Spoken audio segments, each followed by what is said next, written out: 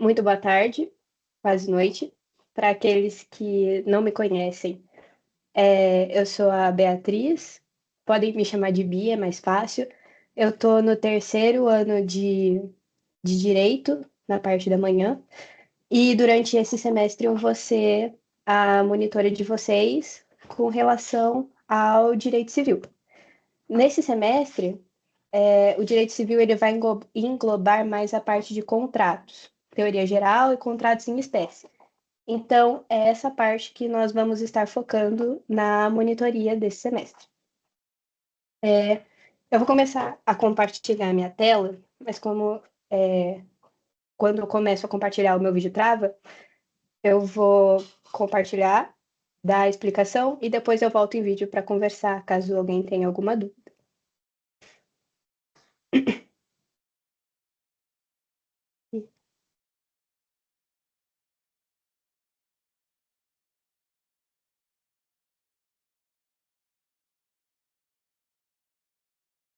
Perfeito. Então, sem mais delongas, eu espero poder tirar um pouquinho da dúvida de vocês. E fiquem à vontade para fazerem perguntas, caso sintam a necessidade. E se elas não forem assim muito cabulosas, eu respondo. Então, vamos dar monitoria de contratos. Esse foi um breve sumário, o qual eu fiz para nossa revisão de hoje, só que existem alguns tópicos que foram me pedidos para dar uma maior ênfase. Então, nem todos os tópicos que estão aqui eu vou passar na mesma velocidade que os outros. Alguns eu vou passar mais rápido, outros eu vou passar mais devagar. Bom, dando uma rápida introdução sobre a questão dos contratos, um contrato, ele nada mais é do que um instrumento que materializa obrigações.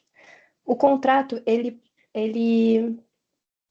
possui natureza jurídica de negócio jurídico.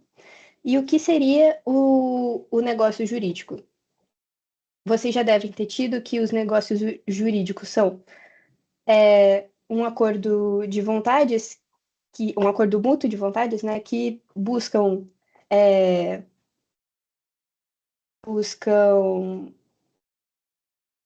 modificar, extinguir, criar direitos.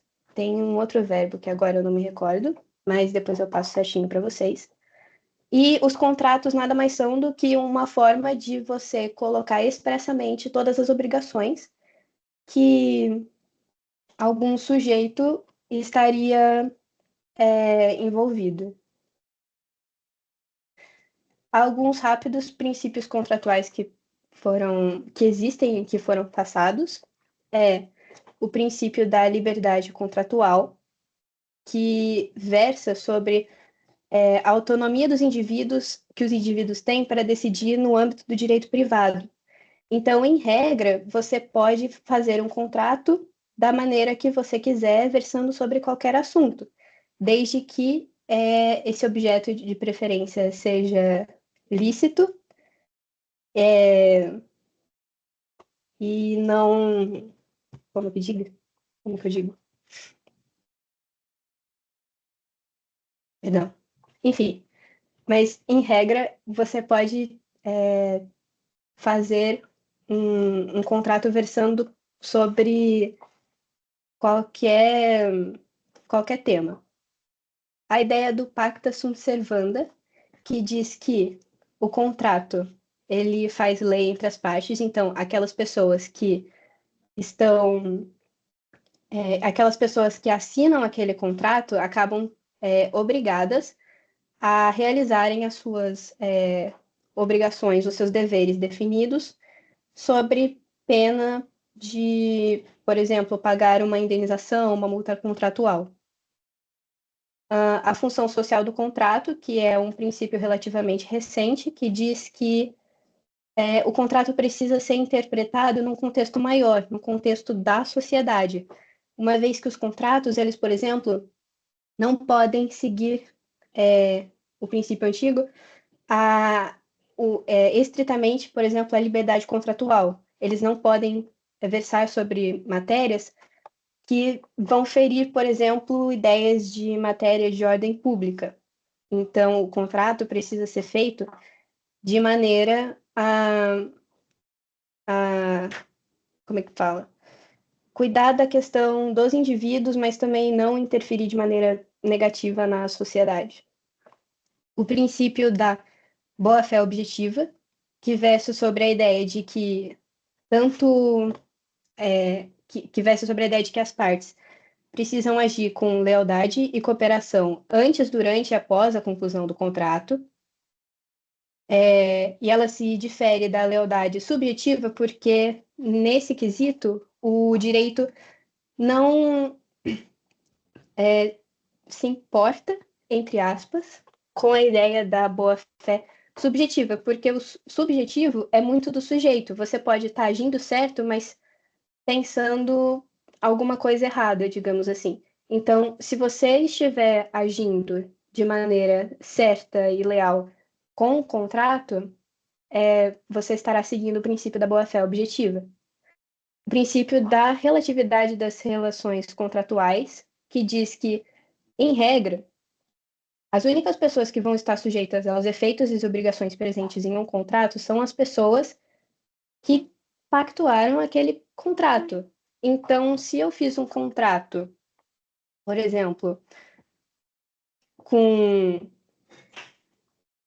com qualquer pessoa, se foi eu e mais uma pessoa, não tem por que um terceiro sofrer os efeitos de uma decisão em que ele não estava envolvido.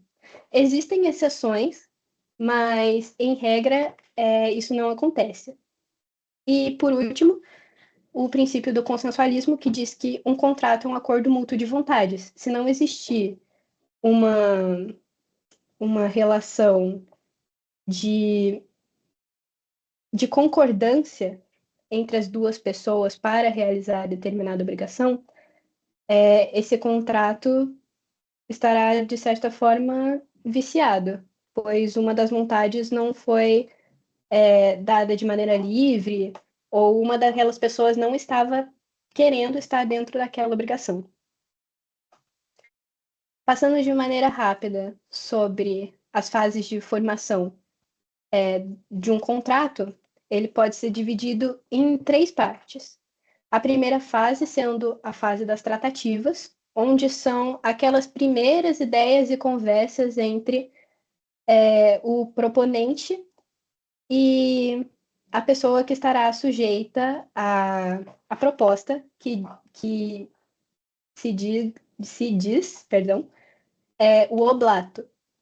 Essas primeiras conversas, as primeiras negociações, elas não são vinculantes.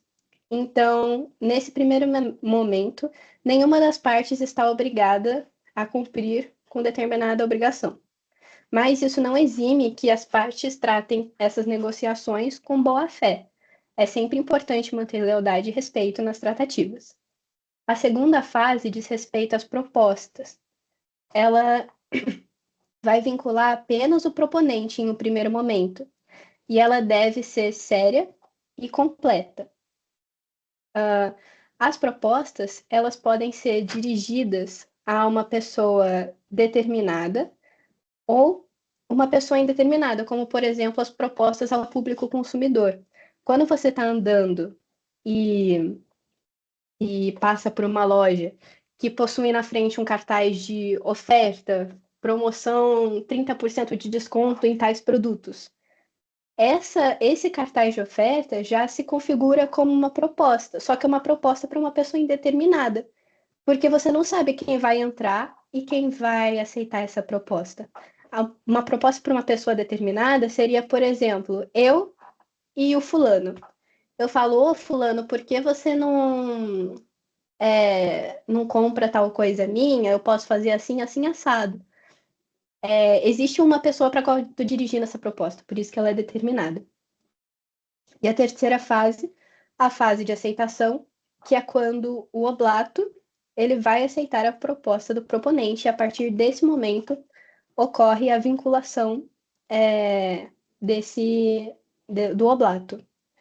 A única coisa é que essa aceitação pode ocorrer entre pessoas presentes e entre pessoas ausentes.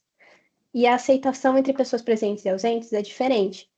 Porque enquanto entre as pessoas presentes a negociação está acontecendo ao vivo, a aceitação do oblato pode ocorrer de forma instantânea, desde que ele expresse a sua vontade, que ele externe a sua vontade de aceitar a proposta. Entre ausentes, existe um lapso entre a proposta e a aceitação.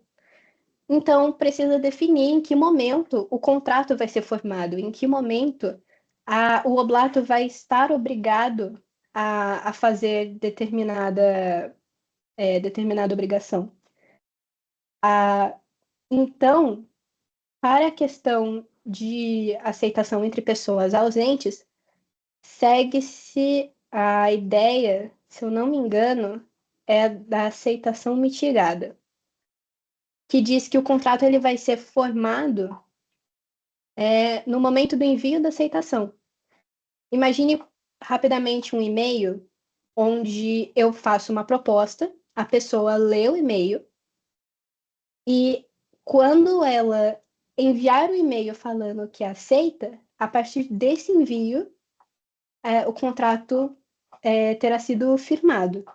Então, não é o momento, por exemplo, do recebimento do e-mail para o oblato, não é o momento do recebimento do e-mail da proposta novamente para o proponente, mas sim o momento que essa aceitação é enviada. Agora, uma parte que foi pedido para frisar, que são os vícios contratuais. Existem dois tipos de vícios contratuais que podem ocorrer na relação dos contratos. O primeiro deles é o vício redibitório. O vício redibitório, se vocês me permitirem ler o artigo 441 do Código Civil, diz o seguinte: a coisa recebida em virtude de contrato comutativo pode ser ensejada por vícios ou defeitos ocultos, que a tornem imprópria ao uso a que é destinada ou lhe diminuam o valor. Ou seja, o vício redibitório nada mais é do que um defeito que aquela coisa já tinha quando a pessoa comprou aquele objeto. Para ser um vício redibitório, só existem vícios redibitórios em contratos comutativos, que são aqueles em que ambas as partes possuem obrigações a serem cumpridas, e obrigações certas a serem cumpridas, né? E esse problema precisa existir no momento da venda, no momento da alienação. Porque se acontecer dele existir depois, pressupõe-se que a coisa perece para quem é dono. Então, a partir do momento que você, digamos assim, estraga alguma coisa depois que você já comprou, não tem muito mais o que fazer. A pessoa que te vendeu não está mais obrigada a te ressarcir, porque a transmissão da propriedade já aconteceu. O vício redibitório pode ou tornar a coisa imprópria, ou diminuir o valor. Ou a coisa não vai dar mais para ser usada, ou ela vai ficar com um valor menor da que ela valia no momento da venda. E nisso, a outra parte poderá ou pedir a restituição do preço. Não, perdão.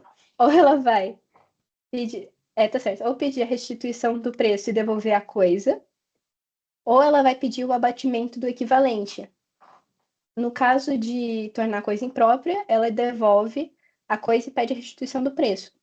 E no caso dela ter diminuído o valor, pede-se o abatimento do equivalente, porque ela ainda tem um certo uso.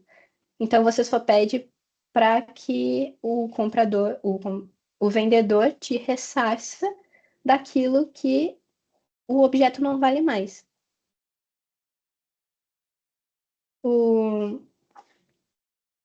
está tentando reconectar. Enfim. Se o alienante, aquela pessoa que está te vendendo o objeto, sabia do vídeo,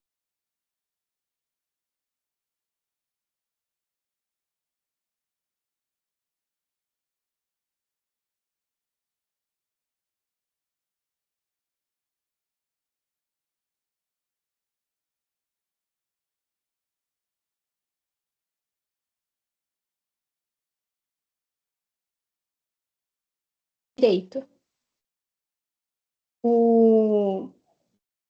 ela basicamente é a perda de um bem em razão de uma sentença por direito anterior a terceiro. Ou seja, em outras palavras, você tem alguma coisa que não é, que nunca foi sua, digamos assim. Alguém te vendeu alguma coisa e você adquiriu algo, um objeto que nunca foi seu, porque alguém, antes de você, já tinha direito sobre aquele objeto. Existem três partes na evicção: o alienante, que é a pessoa que vai te vender o objeto, o evicto, que é a pessoa que vai comprar o objeto, e o evictor, que é o terceiro que possui o direito anterior ao seu. O adquirente, ele tem o direito, ao perceber a evicção, ele tem o direito de se voltar contra o alienante, contra o vendedor. Dessa forma, fica obrigado o vendedor a restituir, além do preço completo, indenização de frutos, despesas que o comprador, porventura, tenha tido, custas judiciais e honorários do advogado, se ele teve que entrar com uma ação, e ele terá que arcar com todos esses custos, esses custos, perdão.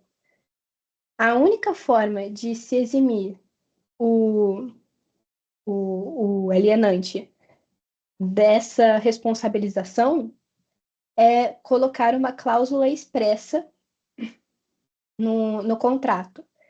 Essa cláusula, a cláusula de irresponsabilidade, digamos assim, ela pode reforçar, diminuir ou excluir a responsabilização pela evicção. É importante lembrar que essa cláusula ela não é absoluta, porque mesmo que a cláusula de responsabilidade exista, o alienante ele fica obrigado a restituir o valor recebido. Ele só não vai ser obrigado a restituir o valor que ele recebeu no caso do comprador, do evicto, estar ciente do risco de evicção e ter assumido esse risco.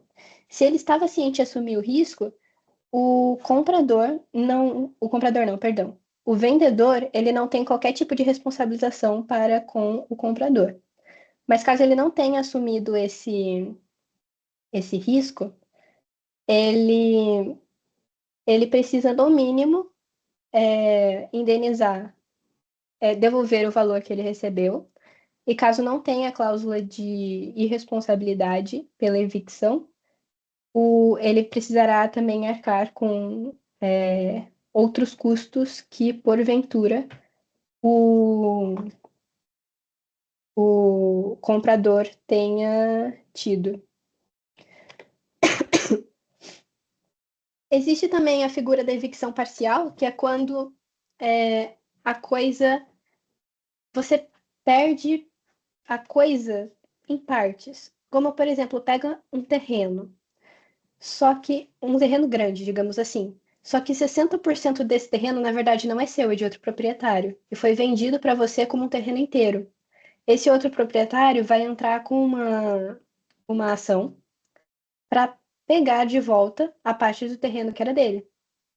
Se essa perda considerável, se essa perda que você teve for considerado, é possível que o comprador, o evicto, ele possa pedir a rescisão do contrato com a restituição de parte do preço. Não, brincadeira, perdão. ele pode pedir ou a rescisão do contrato ou a restituição de parte do preço. E se essa perda não for considerável, o evicto continua tendo direito à indenização. Agora, rapidamente passando sobre algumas formas de extinção dos contratos. Os contratos, eles podem ser extintos de maneiras ordinárias ou extraordinárias. As maneiras ordinárias são aquelas maneiras comuns. É a maneira esperada de extinção de um contrato.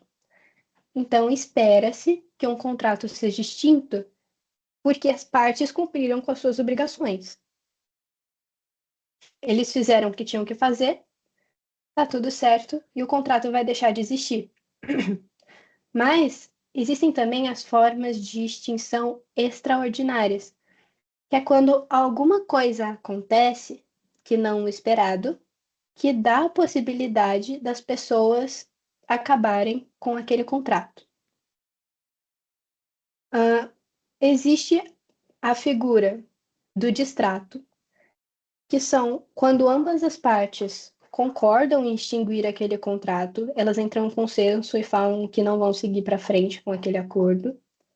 Existe a figura da resilição unilateral, que diz respeito à quebra do vínculo por uma das partes, sendo que ele é permitido com prévia notificação, uma vez que as partes não chegaram a um acordo juntos. Isso foi uma decisão unilateral de uma das partes. Então, desde que ela queira desistir do contrato por parte dela, ela precisa avisar previamente a outra parte. Existe a figura da resolução, que diz respeito ao inadimplemento de uma das partes, quando uma das partes ela não cumpre com a obrigação desejada. Existe a figura da resolução por onerosidade excessiva, que é quando o contrato acaba sendo extinto porque a obrigação ficou muito pesada para uma das partes, ficou muito vantajosa para uma e muito pesada para outra. Essa eu vou dar um enfoque maior no próximo slide. E também existe a figura da exceção do contrato não cumprido, que trata-se de um mecanismo de defesa, que basicamente diz que se a outra pessoa não cumpre com a obrigação dela, não tem por que ela pedir o cumprimento da sua, porque ela não fez a dela, ela não fez a parte dela. Então, se ela não fez nem a parte dela, não tem como ela cobrar a sua parte. Então, é uma forma de você falar assim: eu não vou fazer isso porque tal pessoa também não fez a parte dela.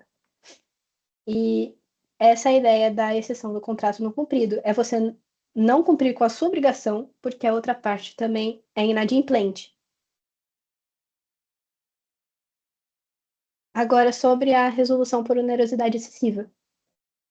Ela, mais uma vez, se refere a quando as obrigações acabam ficando muito pesadas para uma das partes e muito vantajosa para a outra parte.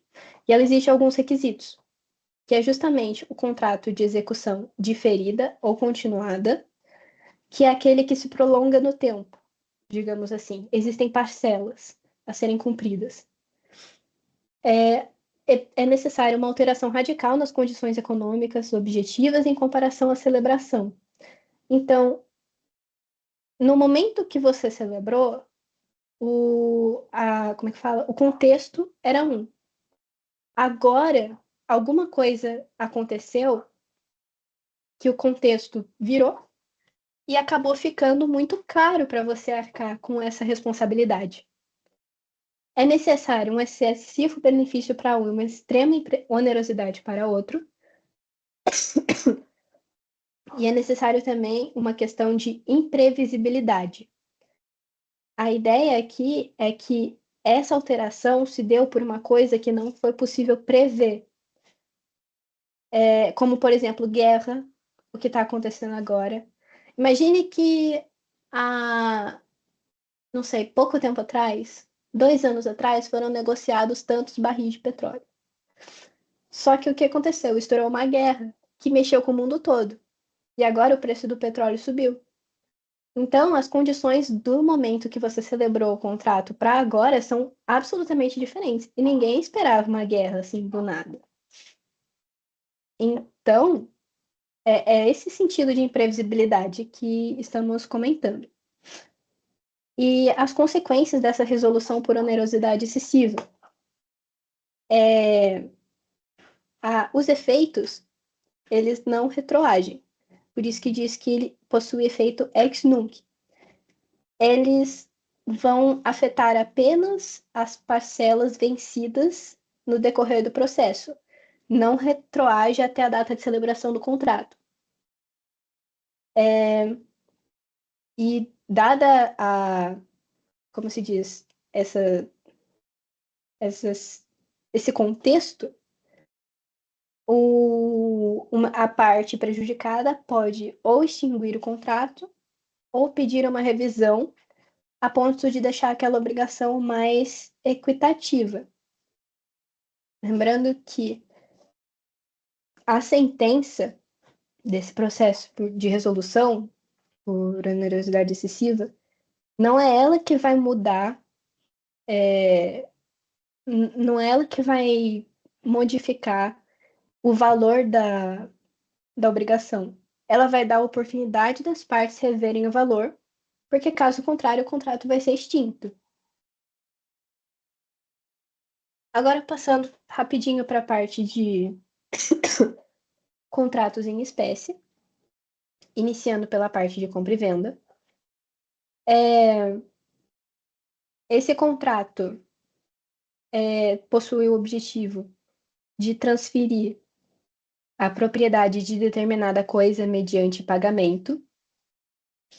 Esse pagamento precisa ser em dinheiro ou alguma coisa que possa ser traduzida em dinheiro, digamos assim. Então, não é possível, por exemplo, praticar uma compra e venda, sendo que a contraprestação vai ser, por exemplo, serviço físico. Isso não configura compra e venda. Esse contrato possui natureza comutativa e onerosa.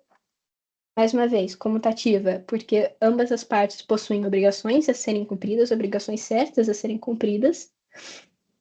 E onerosa, pois envolve uma contraprestação. Esse contrato pode ser de execução imediata ou continuada. A compra e venda pode acontecer em uma parcela única, digamos assim, ou em várias parcelas no futuro. Ele pode ser dividido ou feito imediatamente. Em regra, a compra e venda não é um contrato solene, porque a compra e venda, digamos assim, facilita a movimentação de produtos no país. E as pessoas, a movimentação de produtos e de dinheiros e mercadorias no país. O que melhora a economia, movimenta a economia. Então, as pessoas não querem deixar isso mais difícil. Elas querem facilitar isso para ajudar no desenvolvimento econômico do país. Então, em regra, não possui uma forma regradinha para se praticar a compra e venda. Mas existem exceções, como, por exemplo, a compra e venda de bens imóveis, que precisam ser feitos exclusivamente por meio de escritura pública. Existem alguns elementos do contrato que precisam estar presentes no contrato, que é justamente a coisa que vai ser vendida precisa ser determinada, determinável, ilícita. Ela pode ser ou determinada ou determinável. É a ideia de você comprar, por exemplo, um carro X da placa tal, do modelo tal, da cor tal. Ou quando você compra, por exemplo, sabe aqueles programas de assinatura de vinho? Você não sabe exatamente o vinho que vai vir para você, Mas a partir do momento que você compra, eles vão escolher determinados vinhos para vir para sua pessoa, para quem comprou. Então, antes dessa escolha, digamos assim, um gênero, vinho. Depois da escolha, a partir do momento que eu coloco na caixa, essa coisa determinável passa a ser determinada. E também o objeto precisa ser uma coisa lícita. Então, traficante não pode, não pode, digamos assim, celebrar compra e venda porque o objeto não é lícito. O preço dessa contraprestação precisa ser em dinheiro ou valor correspondente. Então, como eu disse, não pode ser a contraprestação não pode ser, por exemplo, serviço. É necessário consentimento entre as partes. Uma parte precisa querer vender aquele bem, a outra parte precisa querer dar o dinheiro, comprar aquele bem. Você não pode ser obrigado a comprar alguma coisa, porque a partir daí a sua vontade já não estaria mais sendo livre, sua manifestação de vontade estaria viciada. E é necessário também partes capazes. Se houver a questão de. Se tiverem incapazes envolvidos, se forem absolutamente incapazes, esses deverão ser representados. E se forem relativamente incapazes, esses deverão ser assistidos. Existem duas modalidades específicas que foi pedido para que eu explicasse um pouquinho melhor de compra e venda, que é justamente a compra e venda ad corpus e a compra e venda ad mensuram.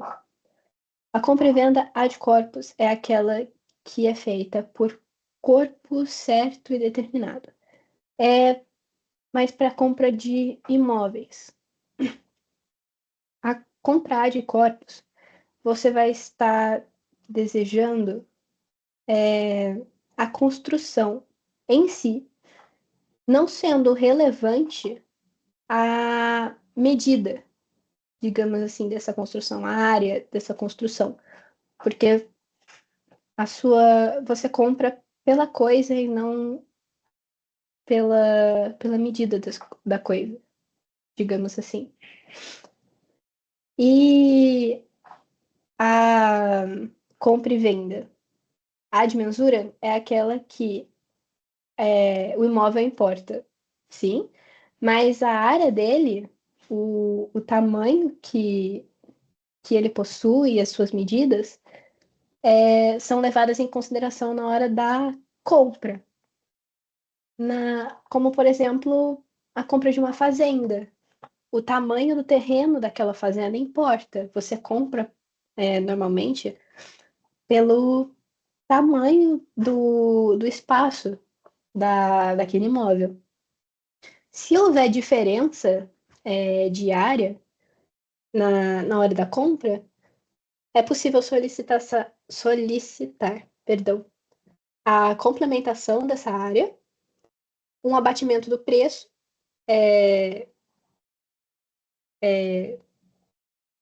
esqueci a palavra, um abatimento do preço relativo àquela área que você não tem, que você perdeu, digamos assim, ou uma rescisão contratual. Você pode extinguir o contrato porque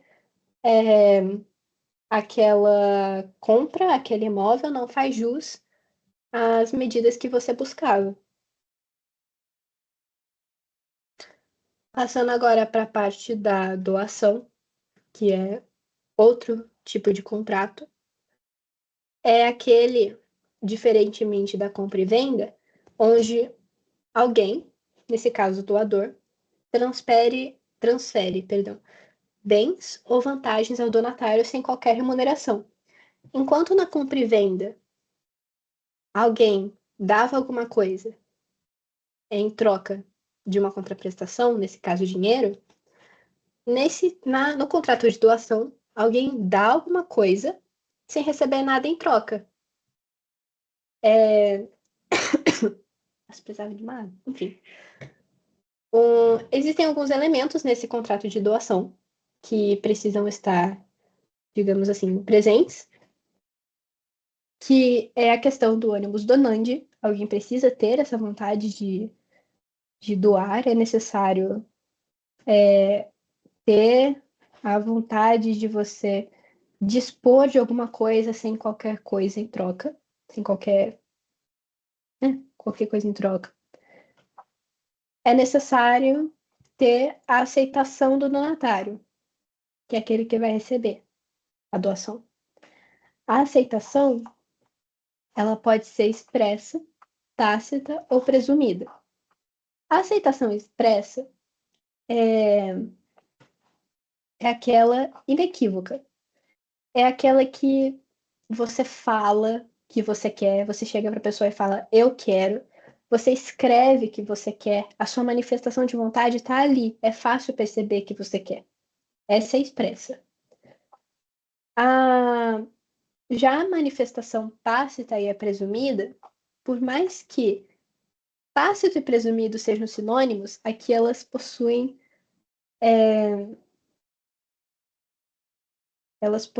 significados diferentes. A aceitação tácita é aquela que não é expressa, então ninguém vai externar falando e escrevendo à vontade, mas o donatário ele não vai agir de maneira contrária a alguém que quer aceitação, digamos assim. Ele vai praticar atos que vão demonstrar que ele recebe. Como, por exemplo, eu chego para alguém, falo que vou doar um computador. Daí eu falo, ó, estou te doando esse computador. A pessoa não fala, eu aceito esse computador. Ela recebe o computador. Ela não nega o computador. Ela simplesmente pega o computador e agradece e vai embora. Essa seria uma aceitação tácita. Ela não foi expressa, não foi falada, mas a pessoa também não demonstrou uma negação. Já a aceitação presumida é aquela que também não é expressa, não é falada, não é escrita, mas a aceitação presumida se dá quando eu, por exemplo, vou doar o meu computador para alguém e eu falo assim, ó, estou doando o meu computador para você. Eu vou te dar 15 dias para você falar se você quer ou se você não quer ele. Se você não falar nada nesses 15 dias, eu vou levar em consideração que você aceitou. É a ideia do silêncio como aceitação.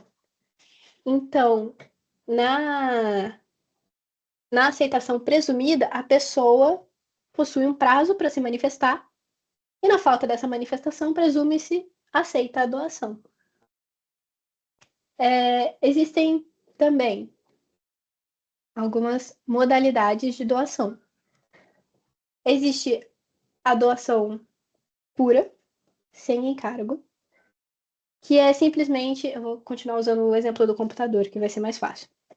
Eu entregar o meu computador para alguém e não pedir absolutamente nenhum favor em troca. Só falar, ó, o computador é seu. Parabéns, você ganhou o computador. Essa é a doação pura sem encargo. Já a doação modal é aquela doação com encargo. Ou seja, eu vou dar a doação com uma condição. Existe, por exemplo, a ideia de alguém que doa uma casa para outra pessoa e fala assim, ó, vou estar tá doando essa casa para você, desde que quando eu morrer, você coloque a cada de 3 em 3 meses flores no meu túmulo. Isso é uma doação com encargo, porque existe um favor que a outra pessoa vai ter que fazer para para, digamos assim, para validar, para merecer aquela doação. Se o encargo não for cumprido, a doação pode ser revogada. Existe a doação de subvenção periódica, aquela que acontece de forma continuada e pode parar a qualquer momento. Alguém que, por exemplo, resolveu ajudar alguém que está, digamos assim, passando necessidade e todo mês recebe todo mês deixa, por exemplo, uma quantia de dinheiro para essa pessoa, sem pedir nada em troca, só simplesmente deixa o dinheiro com a pessoa. Por vários meses isso se prolonga. Essa é uma espécie de, uma forma de doação por subvenção periódica. E essa pessoa também pode parar de entregar o dinheiro a qualquer momento. Ela não é obrigada a continuar. A doação remuneratória, que é aquela feita em um ato de gentileza, o objetivo de retribuir um serviço não cobrado. Alguém que faz um favor para você e você quer retribuir, mas não sabe como, e daí você recebe fazer uma doação, você decide fazer uma doação para aquela pessoa. Essa é a ideia da doação remuneratória. Existe também a doação propter-núpcias, que é aquela feita para um casamento futuro. É aquela pessoa que doa porque alguém vai se casar. Ela doa para um casamento. Se esse casamento não acontecer, a doação é revogada. Porque o acontecimento do casamento é a condição suspensiva para a validação dessa doação. Então, vai doar uma quantia X para o casamento, ou vai doar alguma coisa que vai ser usada no casamento? Não sei. Vai doar todas as flores para o casamento, mas o casamento tem que acontecer. Senão, essa doação pode ser revogada. E, por último, a doação universal, que não é permitida. A doação universal é aquela que a pessoa se desfaz, ou pelo menos tem a ideia de se desfazer de todos os seus bens, sem deixar o mínimo para essa pessoa sobreviver. Essa doação não é permitida justamente porque vai prejudicar a subsistência dessa pessoa. E antes de contratos, doações e celebração de negócios jurídicos entre particulares, os direitos humanos, né, a dignidade da pessoa humana. Então, essa pessoa precisa ter o mínimo para viver com dignidade, e não sendo possível, então, se dispor de tudo que ela tem. Bom, então, essa foi uma revisão muito rápida que eu fiz. Eu passei muito rápido, muito por cima por alguns assuntos, mas eu espero que minimamente eu tenha tirado algumas dúvidas de vocês e espero poder continuar trabalhando mais a fundo e até com mais tempo de preparação também, porque a prova de vocês já é semana que vem, a minha prova também já é semana que vem. E Mas eu espero que eu tenha ajudado.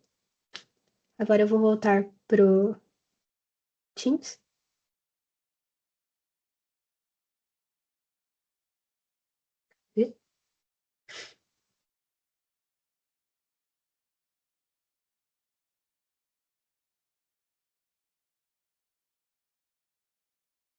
Então, basicamente, essa foi a monitoria de hoje. Eu queria ter tido tempo de resolver algumas questões, mas não vai dar tempo, porque até às 7, estamos a 7 minutos de dar o horário. Então, se alguém tiver alguma dúvida, alguma parte que queira que repita, fiquem à vontade para se manifestarem.